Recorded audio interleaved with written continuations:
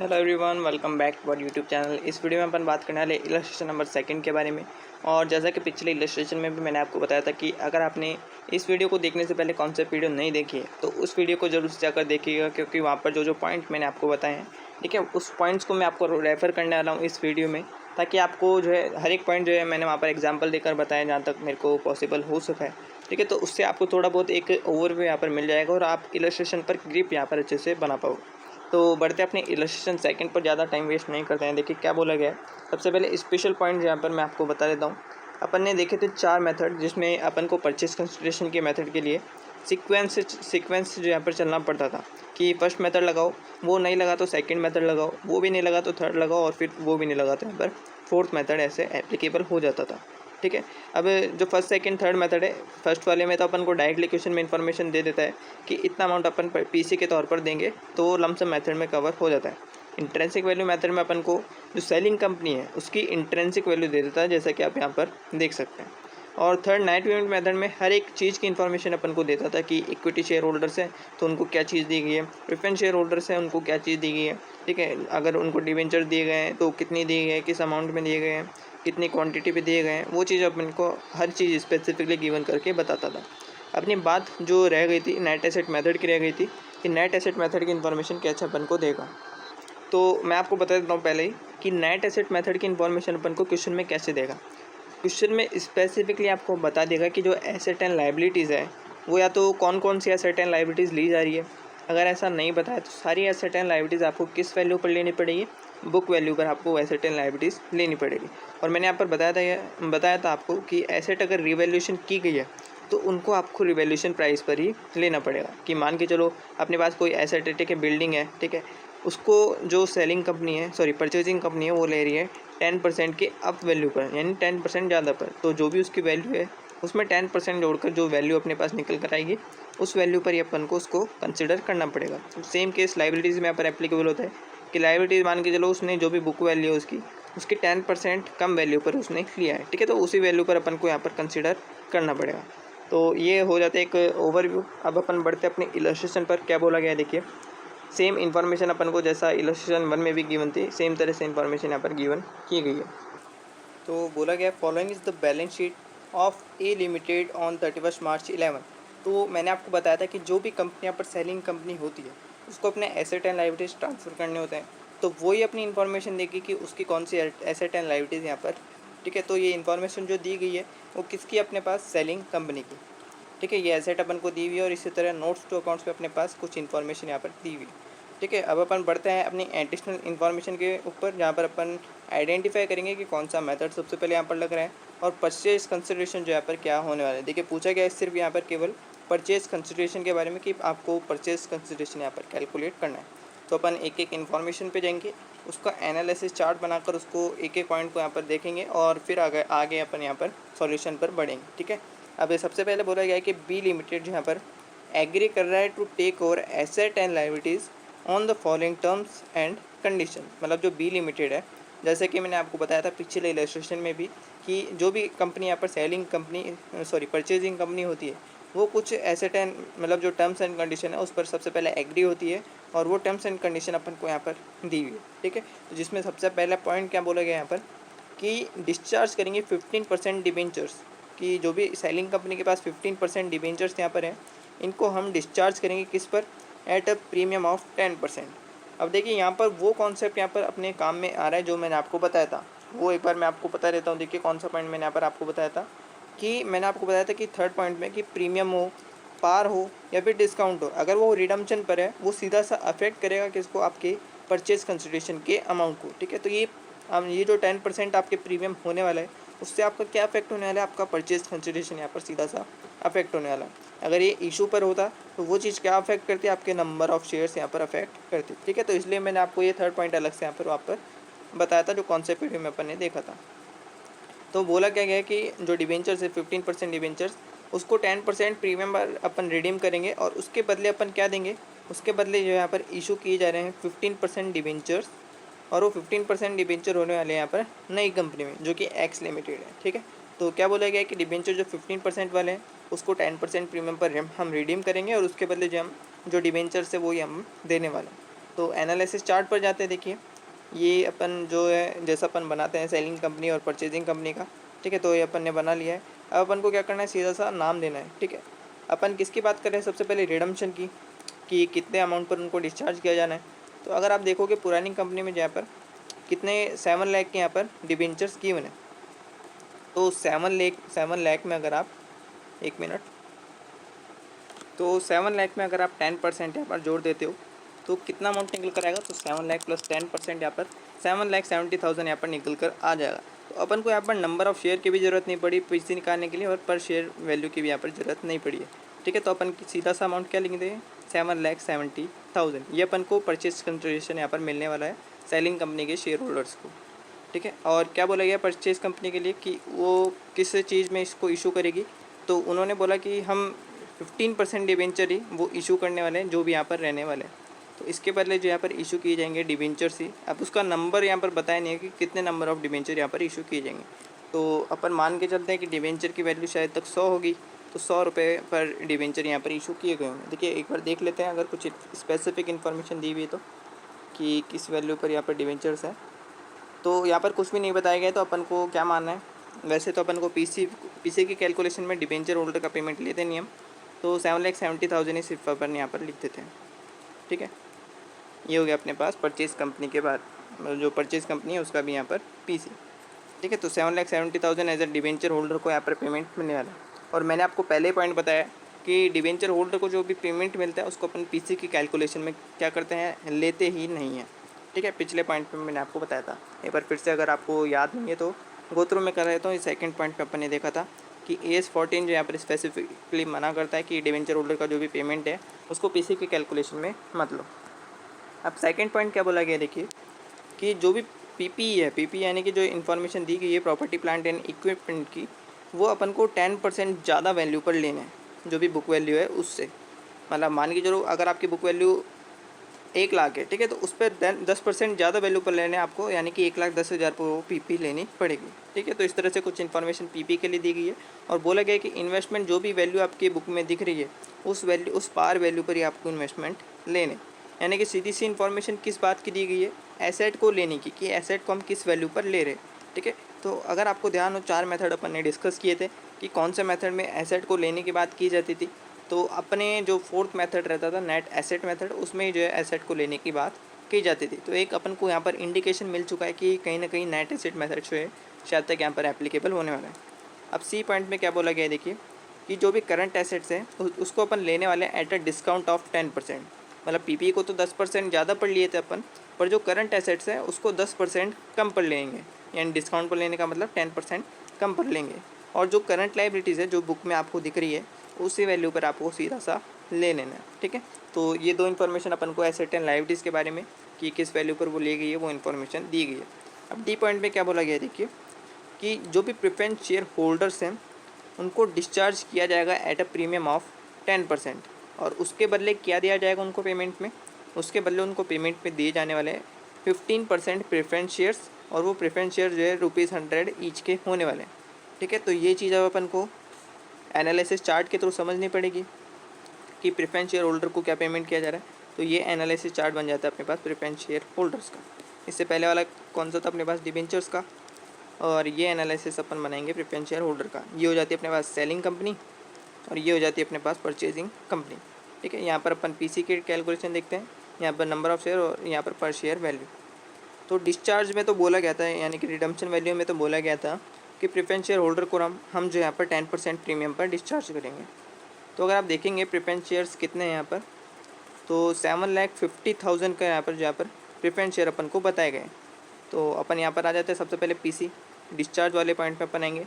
तो 7,50,000 में अगर आप 10% ऐड कर देते हो तो 8,25,000 का यहाँ पर पीसी निकल जाना चाहिए, ठीक है। सेम अमाउंट किस में पे करेगा, वो परचेजिंग कंपनी पे करेगी, तो 8,25,000 यहाँ पर पीसी निकल जाता है।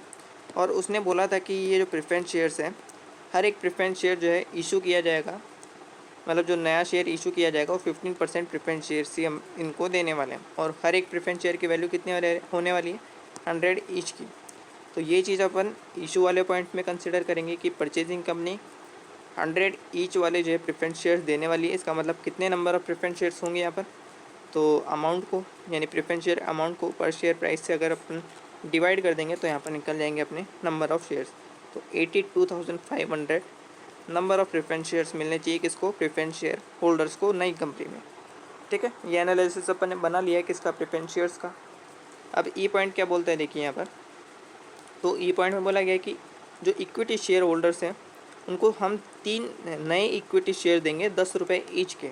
और वो किस रेशो में देने वाले हैं, जितने भी 2 शेयर होल्ड कर रखे उन्होंने पुरानी कंपनी में, उसके बदले हम 3 नए शेयर्स उनको देने वाले हैं। और जो भी बैलेंसिंग अमाउंट रहेगा आपके पीसी का, ठीक है, उसको हम पे कर देंगे कैश में। तो ऐसा अपन ने जो है नेट एसेट मेथड में कहीं पर भी देखा है, ठीक है, कि प्रेफरेंस शेयर होल्डर्स या इक्विटी शेयर होल्डर्स को अपन को बता देता था कि क्या चीज़ उनको दे रहे हैं, किस क्वांटिटी में दे रहे हैं, ठीक है, उस पर शेयर की प्राइस क्या है, और उससे अपन अमाउंट जो यहाँ पर आइडेंटिफाई कर पाते थे, तो अपने पास नेट पेमेंट मेथड यहाँ पर लग जाता था। पर यहाँ पर अगर आप देखोगे कैश की अपन को इन्फॉर्मेशन नहीं बताइए कि कितना कैश यहाँ पर दिया जा रहा है, तो नेट पेमेंट मेथड भी सीधा से यहाँ पर एप्लीकेबल नहीं होगा, क्योंकि वहाँ पर स्पेसिफिकली पता होना चाहिए कि कितना क्या चीज़ मिल रही है, किस क्वांटिटी में मिल रही है, किस रेट पर शेयर पर मिल रही है, और उसका अमाउंट भी अगर अपन आइडेंटिफाई कर पाते हैं तब अपन नेट पेमेंट मेथड लगाते थे। पर यहाँ पर अपन को स्पेसिफिकली इन्फॉर्मेशन नहीं दी है, बोला है कि जो भी बैलेंस अमाउंट है वो आपको कैश में दे देना है। ठीक है, तो बैलेंस अमाउंट अपना सीधा सा कौन सा मेथड अब लगने वाला है, तो बी और सी पॉइंट ही अपन को डायरेक्टली इंडिकेट कर देते थे कि आपका नेट एसेट मेथड लगेगा। पर एक कन्फर्मेशन अपन को ई वाले पॉइंट से भी मिल गई है कि जो कैश है उसको अपन को बैलेंस अमाउंट से निकालना है, मतलब अपना नेट एसेट मेथड ही कंफर्म लगेगा। ठीक है, तो नेट एसेट मेथड पर ही अपन जाएंगे। सबसे पहले इक्विटी शेयर होल्डर्स का एनालिसिस चार्ट अपन बना लेते हैं। ठीक है, या फिर अपन डायरेक्टली सॉल्यूशन में ये चीज़ कर लेंगे। तो अपने सॉल्यूशन पर अपन बढ़ते हैं। देखिए, सबसे पहले परचेज कंसिडरेशन किस मेथड से, नेट एसेट मेथड से, ये चीज़ आपको क्लियर हो चुकी होगी। तो अपना नेट एसेट मेथड का कुछ ऐसा फॉर्मेट रहने वाला है जिसमें अपन जो भी एसेट ली गई है जिस वैल्यू पर, वो अपन लेते थे, उसमें से लेस कर देते थे अपने पास जो भी लाइबिलिटीज़ ली गई है। इससे अपना जो है यहाँ पर नेट एसेट निकल कर आ जाता था। और ए माइनस बी करते थे अपन, सॉरी जो बी है अपने पास टोटल लाइबिलिटीज़ आ जाती थी, और ए माइनस बी करते थे तो अपने पास परचेज कंसिडरेशन यानी कि नेट एसेट यहाँ पर निकल कर आ जाती थी, और नेट एसेट यहाँ पर अपना परचेज कंसिडरेशन निकल कर आ जाता था। ठीक है, फिर अपन को बाइफरकेट करना पड़ता था, जो मैंने आपको बताया था कि होमवर्क आपको करना पड़ता है, यानी कि इसमें अपन को देखना पड़ेगा कि इस परचेज कंसिडरेशन में क्या क्या चीज़ उनको दी गई है। ठीक है, तो उस तरह से अपन एनालिसिस करते थे। सबसे पहले बात कर लेते हैं डिबेंचर्स की। डिबेंचर्स के बारे में फर्स्ट पॉइंट बोला गया था कि 15% डिबेंचर्स को 10% प्रीमियम पर लिया जाना है। तो 15% डिबेंचर्स अपन को 7 लाख के यहाँ पर गिवन थे। ठीक है, 7 लाख का यहाँ पर अगर अपन लिख देते हैं यहाँ पर, तो 7 लाख के डिबेंचर्स को यहाँ पर 10% प्रीमियम पर रिडीम किया जा रहा था। तो 70,000 उसका 10% निकलता है, और 10% ज़्यादा हो गया, इसका मतलब कितना पेमेंट किया जाएगा उनको, 7,70,000। ये निकल जाता है अपन का लाइबिलिटी ऑफ डिबेंचर होल्डर, कितना डिबेंचर होल्डर को उनको देना है। ठीक है, और ये चीज़ मैंने आपको बताई थी कि ये चीज़ पीसी का पार्ट आपको उसमें नहीं लेना है। ठीक है, अब बात करते हैं अपने नेट एसेट मेथड की। तो नेट एसेट मेथड में देखिए एक चीज़ आपको ध्यान रखनी है, जैसे कि मान के चलिए ये आपकी कुछ बैलेंस शीट है। ठीक है, इसमें इस साइड अपने पास इक्विटी शेयर कैपिटल, यहाँ पर preference share capital, reserve and surplus, ये चीज़ हो जाती है अपने पास जो भी शेयर कैपिटल है उसका पार्ट। इसके बाद अपन देखते हैं यहाँ पर जो भी अपनी नॉन करंट लाइबिलिटीज़ रहती है, इसके बाद अपने पास करंट लाइबिलिटीज़ रहती है। इसके बाद एसेट साइड में अगर अपन देखें तो यहाँ पर सबसे पहले अपने पास क्या आती है, यहाँ पर अपने पास नॉन करंट एसेट्स आती है और करंट एसेट्स आती है, यानी कि सीधा सा अपन कहें तो ये टोटल एसेट ही अपने पास बन जाती है। ठीक है, तो अपन को क्या करना रहता है कि जो भी अपने पास करंट लाइबिलिटीज़ में ये है, ठीक है, करंट एसेट्स में ये है पूरा एसेट जो भी है, जो सारी एसेट है वो अपन देखते हैं, और करंट लाइबिलिटीज़ में जो है नॉन करंट और करंट लाइबिलिटीज़ ये अपन देखते हैं। ठीक है, ये जो पार्ट रहता है अपने पास equity shareholder, equity share capital, preference share capital और रिजर्व एंड सरप्लस, इसको अपन जो है यहाँ पर एसेट टेकन या फिर लाइबिलिटीज़ टेकन में नहीं लेते हैं। ठीक है, ये पार्ट आपको मैं आगे समझाऊंगा जब अपन जर्नल एंट्री सीखेंगे कि इस वाले पार्ट को अपन क्यों नहीं लेते हैं। ठीक है, तो ये चीज़ भी आपको सिर्फ ध्यान रखनी है कि पीसी में सिर्फ अपन को ये वाली लाइबिलिटीज़ कंसिडर करनी है और एसेट तो पूरी ही कंसिडर करनी है। ठीक है, तो अब चलते अपन, और एक और चीज़ मैं यहाँ पर आपको बता दूँ कि जो स्पेसिफिकली इन्फॉर्मेशन में अपन को बता देगा कि कौन कौन सी एसेट ली गई है, वो तो अपन लेंगे ही, और जो एसेट उसने कुछ भी नहीं कहा है जिसके बारे में कि ये एसेट ले रहे हैं या फिर नहीं ले रहे, उनको अपन जो यहाँ पर बुक वैल्यू पर कंसिडर कर लेंगे। और अगर कोई चीज़ एसेट यहाँ पर नहीं ली जाएगी तो वो कब नहीं ली जाएगी, जब क्वेश्चन में उसके बारे में स्पेसिफिकली मेंशन किया जाए। ठीक है, तो क्या बोला मैंने, एक बार फिर से दोहरा देता हूँ कि जो भी यहाँ पर एसेट ली जा रही है, अगर क्वेश्चन में स्पेसिफिकली बताया है कि इस वैल्यू पर उसको लिया जाना है तो उस वैल्यू पर ही लेंगे। अगर स्पेसिफिकली मेंशन नहीं है तो उसको अपन बुक वैल्यू पर लेंगे। और अगर उसको मना करना है कि ये एसेट अपन को नहीं लेनी, तो वो उसके लिए क्वेश्चन में स्पेसिफिकली आपको मेंशन करके देगा। सेम केस यहाँ पर लाइबिलिटीज़ के लिए भी एप्लीकेबल होता है। ठीक है, अब अपन बढ़ते अपने सॉल्यूशन पर। देखिए पीपी के बारे में बोला गया था कि 10% ज़्यादा वैल्यू पर लेना है। तो पीपी अपने पास कितनी थी, अगर आप यहाँ पर देख सकते हो तो पीपी में लैंड एंड बिल्डिंग कवर होती है 32.50 और ये 1000 के टर्म्स में है। तो 32.50 उसमें अगर अपन 10% ऐड कर देते हैं तो अपने पास क्या अमाउंट निकल कर आएगा, ये निकल कर आएगा अपने पास 35.75। और ये चीज़ आपको ध्यान रखनी है, 1000 के टर्म्स में अपन को गिवन है। नॉन करंट इन्वेस्टमेंट के लिए अपन को बोला गया था कि इन्वेस्टमेंट जो है एट पार वैल्यू अपन को लेने पड़ेंगे, यानी बुक में जो वैल्यू दिख रही है अपन को, ठीक है 6000, वही अपन को यहाँ पर लेना है। ये शायद तक 32.50 नहीं है, 3250 है। तो ये पॉइंट हटा देते थे एक बार, ये 32.50 नहीं, यहाँ पर केवल 3250 है। ठीक है, तो इस तरह से ये अमाउंट क्या हो जाता है 3575। इसको भी सही कर लेते हैं 3575। और यहाँ पर जो अपना इन्वेस्टमेंट है वो कितना था, इन्वेस्टमेंट था 600। तो इन्वेस्टमेंट को एट पार वैल्यू पर लिया गया था, तो 600 अपन यहाँ पर लिख देते हैं, 600 हो जाता है अपने पास इन्वेस्टमेंट। और देखिए करंट एसेट्स जो है यहाँ पर बोला गया था कि 10% कम पर हम ले रहे हैं, 10% डिस्काउंट पर लेने का मतलब 10% कम पर हम ले रहे हैं। और करंट एसेट्स अगर आप देखोगे यहाँ पर, तो करंट एसेट्स अपन को दी गई है, करंट एसेट्स ही दी गई। ठीक है, इन तीनों का टोटल कर लीजिए, 200 + 200 + 100, यहाँ पर कितना हो जाता है 500। और 500 में से 10% डिस्काउंटिंग अगर अपन कर देते हैं तो 500, ठीक है, लेस 10%, ये अपने पास निकल कर आता है 500 लेस 10% 450। तो 450 के वैल्यू पर अपने पास करंट एसेट्स आ जाती है। अब तीनों को टोटल कर लीजिए, 450 + 600 + 3575, ये निकल कर आता है 4625, 4625। ठीक है, अब लाइबिलिटीज़ में अपने पास करंट लाइबिलिटीज़ की इन्फॉर्मेशन दी हुई थी अपन को कि लाइबिलिटीज़ जो है करंट लाइबिलिटीज़ वो एट बुक वैल्यू अपन को ले लेनी है। तो लाइबिलिटीज़ अगर आप देखोगे ट्रेड पेबल इसमें इंक्लूडेड है 500 का। ठीक है, 500 यहाँ पर देख सकते हैं आप। 500 को ऐसे कैसे अपन ले लेंगे लाइबिलिटीज़ में 500। और डिबेंचर्स के लिए क्या बोला गया था, देखिए डिबेंचर्स के लिए कुछ स्पेसिफिकली मेंशन नहीं किया गया था, और यहाँ पर डिबेंचर्स के डिस्चार्ज की इन्फॉर्मेशन अपन को दी हुई थी। ठीक है, तो डिबेंचर्स कितने अमाउंट में लिए जाएंगे, अपन यहाँ पर देखा तो 7,70,000। तो 7,70,000 का डिबेंचर वैल्यू अपन यहाँ पर लिख लेते हैं। 7,70,000 का मतलब यहाँ पर कितना अमाउंट आएगा 770। ठीक है, 7,70,000 को अगर आप डिवाइड करोगे 1000 से तो वो 770 के टर्म्स में यहाँ पर बन जाएगा। ठीक है, तो इसको भी जोड़ लेते हैं यहाँ पर 500 इसमें जोड़ देते हैं, 1270 ये निकल कर आ जाता है। अब ए में से बी आपको लेस करना है, 4625 माइनस 1270, तो 3355, 3355 यहाँ पर आपका परचेज कंसिडरेशन निकल कर आ जाता है। ठीक है, एक बार अगर आपको फिर भी समझ नहीं आया, मैं एक बार क्यों समझ देता हूँ क्या करा मैंने आपको, कि जो भी एसेट है अपने पास एसेट टेकन्स वो मैंने ली है, इसमें जिस तरह से एसेट उसने बोला है उस तरह से एसेट को लिया गया है। ठीक है, जो भी इन्फॉर्मेशन नहीं दी हुई थी उसको आपको एट बुक वैल्यू ले लेनी होती है। ठीक है, करंट लाइबिलिटीज में अपन को करंट लाइबिलिटीज दी हुई थी, और डिबेंचर का कितना पेमेंट किया जा रहा है वो अपन ने एनालिसिस चार्ट में देख लिया था। इस तरह से अपने पास दोनों चीज़ें निकल जाती है। तो ए माइनस बी अगर आप कर दोगे, यानी एसेट जो भी टेकन की गई उसमें से लाइबिलिटीज़ टेकन अपन लेस कर देते तो अपने पास निकल कर आ जाता है 3355, वो 1000 के टर्म्स में अपन को गिवन किया है। ठीक है, अब इसमें अपन को पता लगाना पड़ेगा कि 3375 में क्या चीज़ जो है दी गई है, प्रेफरेंस शेयर्स दिए गए हैं, इक्विटी शेयर दिए गए, कितना कैश दिया गया, ये चीज़ अपन को पता लगानी है। ठीक है, तो प्रेफरेंस शेयर्स तो अपन को पता है, अपन ने एनालिसिस चार्ट में देख लिया था कि 8,25,000 के प्रेफरेंस शेयर दिए जा रहे हैं, और कितने नंबर ऑफ प्रेफरेंस शेयर्स होने वाले थे 82,500। ठीक है, तो अपन प्रेफरेंस शेयर्स में तो लिख लेते सीधा सा, इसमें उन्होंने बोला था कि 8,25,000 यानी कि 825 का अमाउंट जो यहाँ पर किसको मिल रहा था, प्रेफरेंस शेयर होल्डर्स को। और इक्विटी शेयर होल्डर्स के लिए क्या बोला गया था कि हम 3 इक्विटी शेयर जो है देने वाले हैं, जो भी 2 इक्विटी शेयर्स है उनके बदले में। तो अगर आप देखेंगे 1,50,000 इक्विटी शेयर्स थे, और हर 2 इक्विटी शेयर्स के बदले जो है 3 इक्विटी शेयर्स दिए जा रहे थे। तो कितने नंबर ऑफ इक्विटी शेयर्स निकलते हैं, तो divide by 2 multiply with 3, 2,25,000 equity shares, number of equity shares निकल कर आते हैं। और हर एक इक्विटी शेयर्स की वैल्यू क्या थी यहाँ पर, 10 रुपीज़ ईच। तो कितना अमाउंट निकल कर आता है यहाँ पर, 22,50,000, 22.5 लाख।